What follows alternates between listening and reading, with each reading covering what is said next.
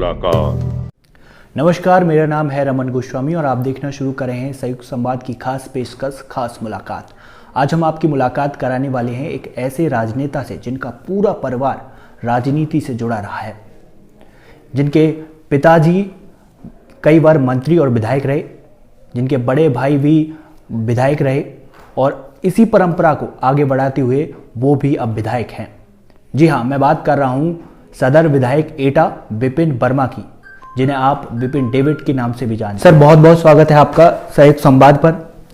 Sir, सबसे पहले आपके राजनीतिक जीवन के सफर से शुरुआत करते हैं। आपने अपने राजनीतिक सफर का कब आगाज किया, कैसे शुरुआत की? देखिए, बेसिकली तो मेरे बारे में आप कहूँ, मैं विद्यार्थी परिषद से ही अपने छात्र जीवन से विद्यार्थी परिषद से जुड़ा रहा। उसके बाद मैं अपने स्वदेशी जागरण मंच में काम करता रहा। और चूँकि राजनीतिक पृष्ठभूमि से हूँ, विधायक जी मेरे बड़े भाई रहे तो उनका कार्य भी देखता रहता था। उसके बाद संगठन में काम करते करते क्षेत्रीय में भारतीय जनता पार्टी में क्षेत्रीय उपाध्यक्ष भी रहा। काम करते करते स्वयं मेरे बड़े भाई का भी निर्देश हुआ और संघ संगठन से भी इशारा हुआ, तब फिर मैंने राजनीति की तरफ कदम बढ़ाए। उसी क्रम में मैं भारतीय जनता पार्टी में चुनाव की राजनीति में आया। सर, अगर आप राजनेता ना होते तो क्या होते सर, कभी सोचा? देखिए, मैं बहुत स्पष्ट बता दूं, मेरे दिल की बात है। मेरे पिताजी की भी और मेरी भी इच्छा थी कि मैं आर्म फोर्सेज में जाऊँ और मैं सैनिक स्कूल में मैंने पढ़ाई भी की।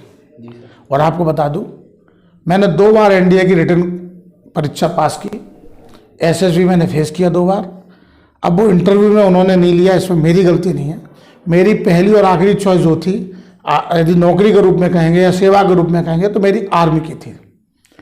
और उसमें मेरा सिलेक्शन नहीं हो पाने के कारण से फिर मैंने अपनी पढ़ाई आगे रखी और ग्रेजुएट होने के बाद डीयू से मैंने ग्रेजुएट हूँ। उसके बाद फिर सीधा राजनीति में।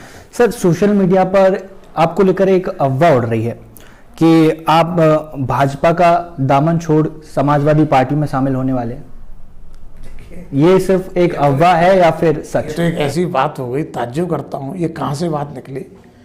हम वो भाजपा ही हैं जो विचारधारा से जुड़े हुए हैं और निरंतर विचारधारा के साथ खड़े हुए हैं। कई बार सीटें हमारी उत्तर प्रदेश के अंदर भाजपा की 50 सीटें भी हुई, तब भी हमारे परिवार से विधायक भी रहे और हमेशा विधायक और साथ रहे भाजपा के। आप ये मान लीजिएगा कि हमारा परिवार भाजपा के साथ था, है और आजीवन, मैं स्वयं कह रहा हूँ, आजीवन भाजपा ही रहूँगा।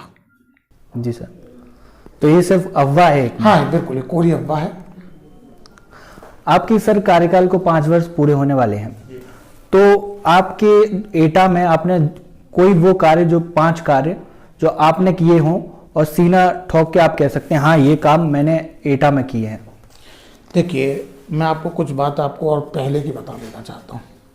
जब हम विधायक नहीं थे उस समय मैंने यहाँ पर एटा की जो जीटी रोड है, इसकी दुर्दशा को लेकर के और जवाहर तापी योजना जो पेंडिंग पड़ी थी उसको लेकर के मैंने एक धरना दिया था। सिटी कोतवाली के बाद टेंट लगा करके मैं बाकायदा 2-3 दिन वहीं धरने पर रहा। जी सर। और हमने बहुत उसमें पूरे शहर के जितने भी संगठन हैं उन सब ने मदद की और उसी के तहत जो उस समय के डीएम थे गौरव दयाल जी, जो समय वर्तमान में अपने अलीगढ़ कमिश्नरी के कमिश्नर भी हैं, उन्होंने बाकायदा उस बात को मेरे धरना स्थल पर आकर के उन्होंने ज्ञापन लिया। जी सर। और उसी समय ये जीटी रोड, उसी समय आपको बताऊं जवाहर तापीय जो योजना थी जिसका आज परिणाम आप देख रहे हैं, तभी भूमि अधिग्रहण का कार्य शुरू हुआ था। तो मैं बता देना चाहता हूं कि जो आज जवाहर तापीय योजना, जो वर्तमान में जो योजना थर्मल पावर देख रहे हैं, वो उस समय से हमारी लड़ाई शुरू हुई थी। उस समय अधिग्रहण हुआ था जिसका सफल परिणाम आज दिख रहा है। और आज बाईपास आप देख रहे हैं और एटा के लिए तो बहुत बड़ी उपलब्धि है कि जो जाम चूंकि ये जीटी रोड पर है, तो बाईपास से आप ये समझ लीजिएगा शहर की जनता को भी बड़ा राहत होगी और आवागमन भी बड़ा सुगम होगा। इसके अलावा आप देखिए, हमारा एटा एक ऐसी जगह पर है जहाँ पर चिकित्सा सुविधाएं नाम मात्र को थी। कोई व्यक्ति बीमार पड़ता था, थोड़ी सी भी स्थिति गंभीरता की तरफ होती थी तो उसे अलीगढ़, आगरा जाना पड़ता था। सरकारी या प्राइवेट रूप में।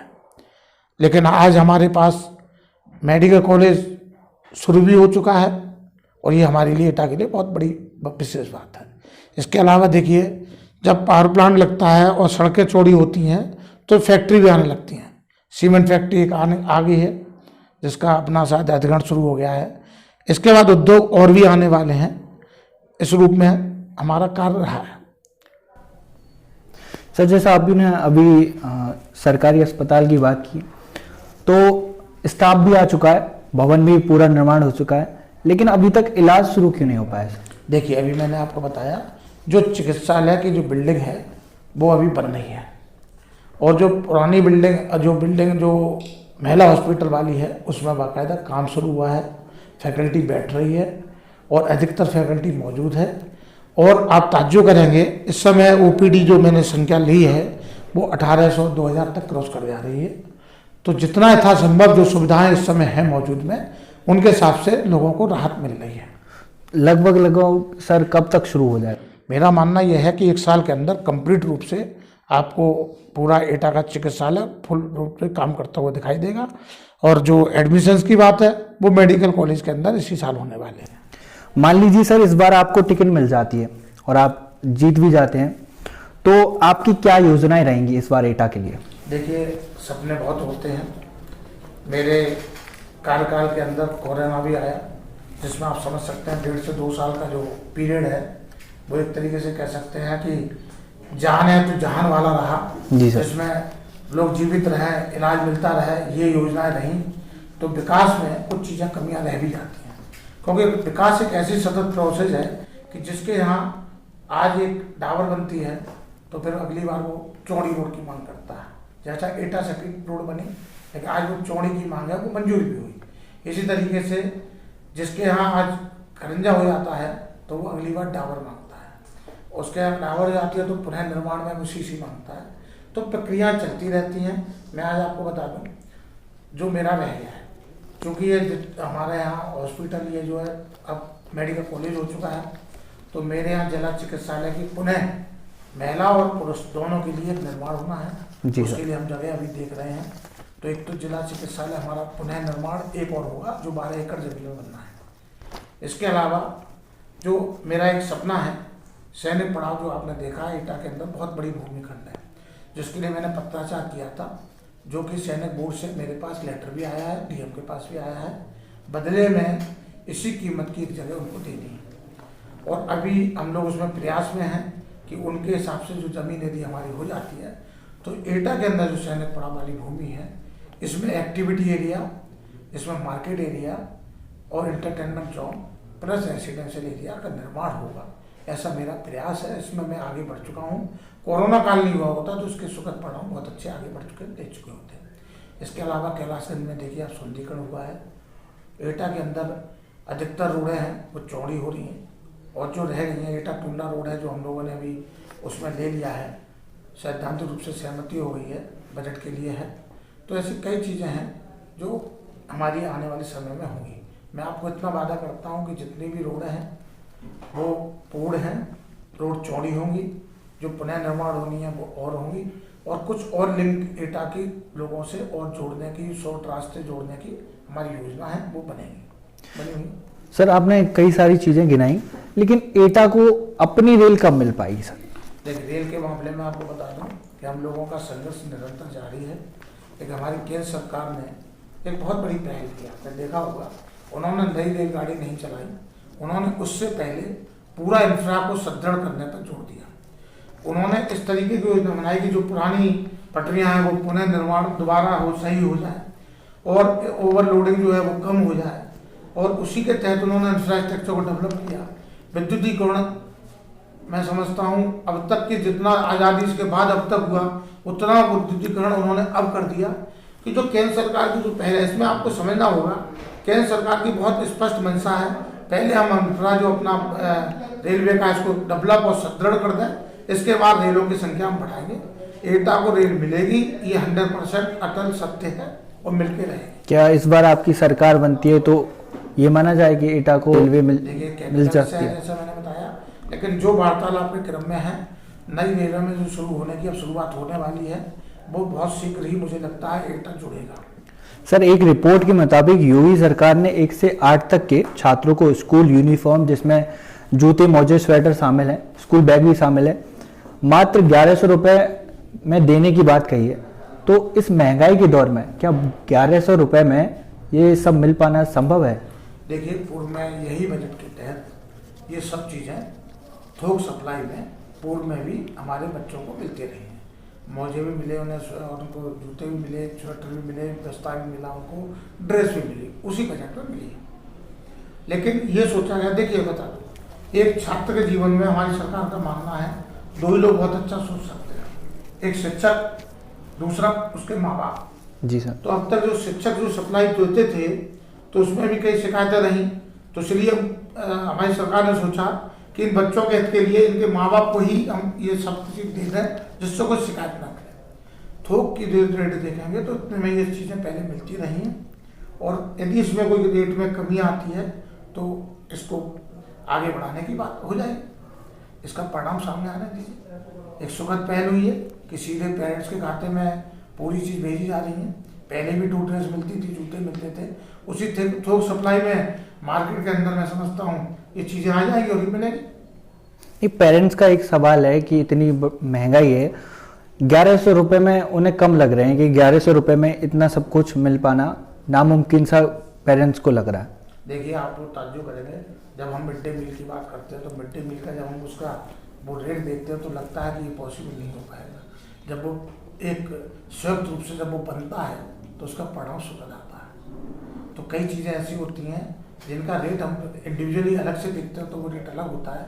जब एक ड्रेस बन करके सप्लाई होती है तो उसका रेट थोक में उतना ही निकल के आता है।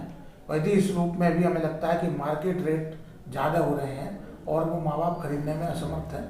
तो ये हम विधानसभा के द्वारा और अपने मुख्यमंत्री के संज्ञान में ये बात लाएंगे जिससे इसमें कोई भी जो बढ़ोतरी हो सकती है वो पॉसिबल होगी, वो बढ़ोतरी होगी। सर, जैसा कि हमने अभी देखा कि आप दरबार लगाते हैं, लोगों की समस्याएं होती हैं, उसके लिए आपने एक रजिस्टर बनाया हुआ है, मेंटेन करते हैं, तो समस्याओं का निस्तारण, सारी समस्याओं का निस्तारण हो जाता है सभी की? देखिए, 2-3 तरीके की समस्याएं ज़्यादातर आती हैं। पहली समस्या आती हैं आज गाँव के आदमियों की जो अपने नाप तोल है तहसील से संबंधित।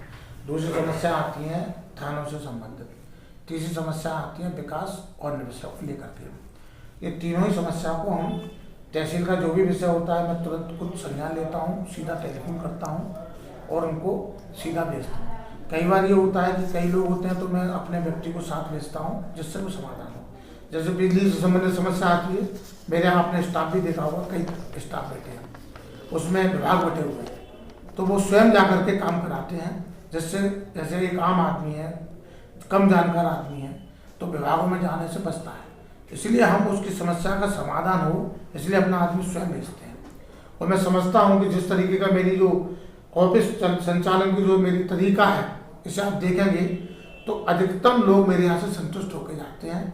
और मेरे यहाँ यही कारण है कि यहाँ पर जो सेवा भाव है, हमारा काम परिणाम तक पहुँचे, ये हमारी जो प्रयास है, हमारी जो टीम है यहाँ पर काम करने वाली, उसका भी एक जज्बा है कि हम जो आया है उसको संतुष्टि कर सकें। तो उसका परिणाम है कि अधिकतर लोग संतुष्ट होकर जाते हैं और बहुत बड़ी तादाद में, इसीलिए और संख्या में जब बढ़ाने सोच रहे हैं। सर, पिछली बार आपकी सरकार का मुद्दा था कि राम मंदिर को लेकर, लेकिन इस बार आपकी सरकार लोगों के बीच किस मुद्दे को लेकर जाएगी और किस मुद्दे को लेकर वोट मांगी? देखिए, आपको फिर मैं बता दूं, हमारी भारतीय जनता पार्टी का मुद्दा नहीं था, ये लोगों की आस्थाओं का मामला था, उसको न्याय दिलाने का मामला था, जिसमें हमने उसको परिणाम तक पहुंचाने में, कोर्ट के आदेश के अनुसार परिणाम तक पहुंचाने में हमने कार्य किया है। हमारा मुद्दा तो हमेशा सबका साथ सबका विकास था, आज भी है। इस देश को परम वैभव तक पहुँचाना है, विश्व गुरु बनाना है, उसके लिए निरंतर प्रयासरत थे और आज भी हैं। पंडित दीनदयाल जी के सपने को साकार करना है, अंत्योदय के तहत अंतिम पायदान पर खड़े हुए व्यक्तियों तक हर सुविधा पहुंचे, उसके लिए हम प्रयासरत थे और हैं। और आपने देखा होगा, पहली सरकार है जिसने गांव और शहर के अंदर को पाता है, जो शहर में थी वो गांव में नहीं थी। बिजली समस्या आप देखिएगा, उस समय पानी की समस्या देखिएगा, आज हर गांव के अंदर बिजली पहुंची है और बिजली के तार ही नहीं है, बिजली मिल रही है। ये मैं नहीं कह रहा हूँ, ये आप पूछिए। इसके अलावा बहुत बड़ी बात है कि हर घर जल योजना, क्या कोई सोच सकता था कि हर घर तक हम टोटी पानी पहुंचाएंगे? और देखिए योजना मंजूर हो गई, टेंडर उठ चुके हैं, जगह चिन्हित हो रही हैं। कोरोना काल नहीं होता तो अब तक हर गांव के अंदर हर घर में टंकी से पानी पहुंच रहा होता। तो आप सोचिए गांव के जीवन के अंदर हम बिजली दे रहे हैं, उनको जल दे रहे हैं, ये कोई एहसान नहीं है, उनका हक है भाई। किसान है, मजदूर है, वो देश के एक बहुत बड़े मतलब सहयोग करता है, देश को चलाने में योगदान है। देखिए आप लॉकडाउन के अंदर पूरी मशीनरी रुक गई थी, उद्योग धंधे बंद थे, लेकिन देश चलता रहा किसान की वजह से, गांव की वजह से। और मैं आपको विश्वास दिला दूं, हमारी सरकार की बहुत स्पष्ट मंशा है कि हमारा गांव का व्यक्ति चाहे शहर का व्यक्ति कच्चे मकान में रह रहा है तो उसे पक्का मकान मिलेगा, वो मिलती हुई चले जा रहे हैं।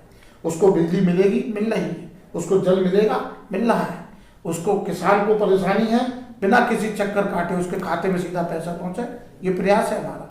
हमारी सरकार की बहुत स्पष्ट मंशा है कि गांव का बच्चा, गांव के महिलाएं, गांव के बुजुर्ग, गांव के युवा, उनको वो सब सुविधाएं गांव में मिले जिसके लिए वो शहर में आते हैं। उसमें मैं गर्व से कहना चाहता हूं, और मुझे आज इस बात का गर्व होता है कि हम राजनीति में पूर्व में आपको बता देना चाहता हूं, कुछ साल पहले आप जाइए, लोगों को घृणा हो गई थी इस राजनीति के नाम से।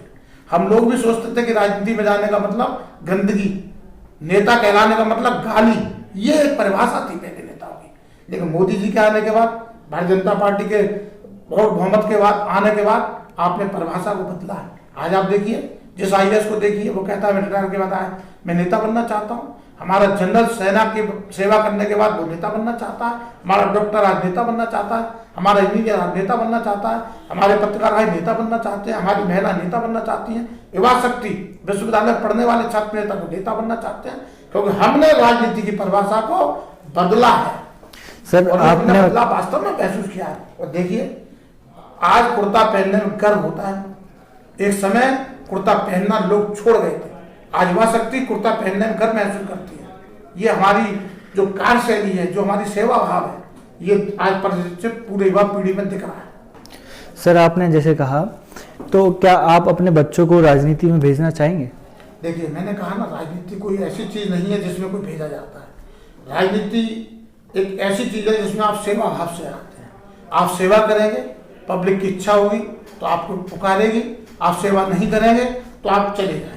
आपने देखा बड़े बड़े राजनीतिक परिवार लोग थे जिनका नाम हुआ करता था, आज वो राजनीति के लिए तसस्स है, क्योंकि जनता सेवा भाव से जुड़ती है। आपकी परिभाषा सेवा भाव है तो जनता आप रहेगी, ये बड़ी बात है। मैं तो अपने आप को शुक्रगुजार मानता हूँ, भगवान का आशीर्वाद मानता हूँ, और सबसे ज्यादा इस जनता का बहुत बड़ा मेरा लिए कहना चाहिए विश्वास, उनका आशीर्वाद कि मैं 10वीं बार एक ही जगह से हम लोग विधायक हैं, और हार जीत होती रही लेकिन कभी भी नेगेटिव वोटिंग हमारे खिलाफ नहीं हुई। राजनीति में जब नेगेटिव वोटिंग होती है, किसी को हराने के लिए होती है, वो नेगेटिव वोटिंग कहलाती है, और एक हार और जीत अलग विषय हो गया। तो इतने सालों में हमने यहाँ स्टैंडिंग दी है तो कोई ना कोई कारण रहा होगा। हमारे अंदर जनता एक देवतुल्य है, सेवा हमारे ब्लड में है, और ईमानदारी हमारे ब्लड में है, और इसीलिए हम पर कोई उंगली नहीं उठ पाई है। और राजनीति को हमने कोई पेशा नहीं बनाया है, हमने राजनीति को एक सेवा भाव का एक माध्यम बनाया है। बाकी तो पैसे के लिए तो हम व्यवसाय 57 में जब मेरे पिताजी विधायक बने थे तब भी हम व्यवसाय से जुड़े थे, और आज भी हम व्यवसाय से हैं। हम वो नेता नहीं है कि लोग नेता बने और पैसे वाले हो गए, हम नेता थे, उससे पहले हम बिजनेसमैन थे, और यही बिजनेस की ताकत है जिससे हम ईमानदारी के साथ आज भी हम सेवा भाव के साथ और स्वाभिमान के साथ, इज्जत के साथ हम सबके साथ जुड़े हुए हैं। और ये बड़ी मैं मानता हूँ ईश्वर की कृपा है कि वर्तमान में भी हमारा जनता का प्यार हमारे साथ था, है, और उम्मीद है वो रहेगा। सर अभी आपने किसानों की बात की, 1 साल की कड़ी मेहनत के बाद 3 कृषि कानून वापस ले लिए गए हैं, तो क्या आपको लग रहा है कि इस बार किसान आपको वोट देंगे? देखिए आपने एक ऐसा विषय रखा है जिस पर मैं 1 घंटे से ज़्यादा चर्चा कर सकता हूँ जी, क्योंकि मैं स्वदेशी जागरण मंच से जुड़ा हुआ हूँ। मैंने किसानों को विषय को लेकर के हमारे स्वदेशी जागरण मंच की टीम ने, हमारे आदरणीय श्री चंद्रमोहन जी जो वर्तमान में हमारे प्रदेश के भारतीय जनता पार्टी मंत्री भी हैं जी सर, उनके नेतृत्व में हम लोगों ने 10 दिन की पदयात्रा भी की थी। किसानों के बीच में मैंने बहुत काम किया है। हमने जैविक कृषि को लेकर के सुभाष पालेकर जी का नाम लेना चाहूँगा, जो 0 बजट खेती पर आप जब सर्च करेंगे गूगल पर तो वो दिखाई देंगे। जिनका 15 अगस्त को मोदी जी ने भी नाम, अपने हमारे आदरणीय प्रधानमंत्री जी ने भी नाम उनका लिया था, उनको भी मैं एटा में लाया था, 3 दिवसीय उनका प्रशिक्षण कैंप लगाया था। कृषि पर इतना मैं कहना चाहता हूँ, क्या अब तक जितने कानून थे तो क्या हमारी कृषि के जो हमारे किसान के जीवन में जो बदलाव सोच रहे थे आया क्या? कुछ ना कुछ तो कमी रही होगी। तो उस कमी में जब हर चीज में बदलाव आया है तो किसान को भी बदलाव के साथ हमें जोड़ना चाहिए था। हम लोग, मैंने फिर कहा, हो सकता है हम लोग समझाने में नाकाम रहे हों, लेकिन मैं पुनः कहना चाहता हूं, हमारी बहुत स्पष्ट किसानों के प्रति बहुत अच्छी सोच थी। किसान की आमदनी बढ़े, ये बहुत स्पष्ट था। मैं सिर्फ एक प्रश्न पूछना चाहता हूं आपसे, एक मोहल्ले में, एक शहर में आप दुकानदार से मिलिए, उससे इतना पूछना आप क्या चीज बेचते हैं, तो वो कहेगा मैं वो बेचता हूं जो ये शहर चाहता है। मोहल्ले वाला कहेगा मैं वो बेचता हूं जो ये मोहल्ले वाले लोग चाहते हैं। वो वही चीज बेचेगा जो लोग चाहते हैं। लेकिन किसान वो पैदा करता है जिससे उसे पता नहीं है कि मैं आज पैदा करूंगा वो कितने में बिकने वाली है, क्या वो बिकेगी या बिकेगी, या उसका क्या परिणाम आएगा, कितनी जरूरत है। ये सिस्टम था कि किसान को मार्केट से जोड़ना है, डिमांड और सप्लाई से जोड़ना है, किसान को निरंतर जो पैदा कर रहा है उसका वो मूल्य मिले जिसका वो हकदार है, उसको वो बचत मिले जिसका वो हकदार है, और यदि उससे ऊपर जाता है तो उसमें भी उसको प्रॉफिट मिले जिसका वो हकदार है। बिचौलिए खत्म होने चाहिए, इसमें कोई बुराई नहीं है। कृषि को उद्योग के रूप लेना चाहिए, ये आवश्यकता है।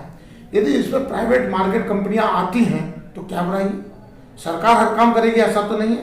मैं एटा का उदाहरण देता हूँ, मेरे एटा के अंदर चिकोरी पैदा होती है, और चिकोरी पूरे विश्व के अंदर आज एटा का नाम है, नंबर 1 पर। उत्तर प्रदेश में हमारे एटा के लोगों ने निरंतर तीसरी चौथी साल सबसे ज़्यादा एक्सपोर्ट करने का, एग्रीकल्चर गुड्स के रूप में एग्रीज करने का हमने तमगा हासिल किया है। चिकोरी एक कृषि प्रोडक्ट है। हमारे किसान और एक प्राइवेट एजेंसी के बीच में एक टाई अप है, जो एक एग्रीमेंट हो जाता है और वो उसको वो बेचता है जो उसको जरूरत होती है। तो एक किसान बीच में जमीन तय कर देता है, उसकी वो रुपये लेते हैं, और सबने आज तक चिकोरी के हमारे जितने किसान हैं वो सब लाभ के अंदर है, और ये बड़ी बात है, सब लाभ पा रहे हैं। तो ये जो कृषि का जो कानून आने वाला है वो प्राइवेट रूप में आप देखेंगे मेरे एटा के अंदर चल रहा है और बहुत कामयाब है।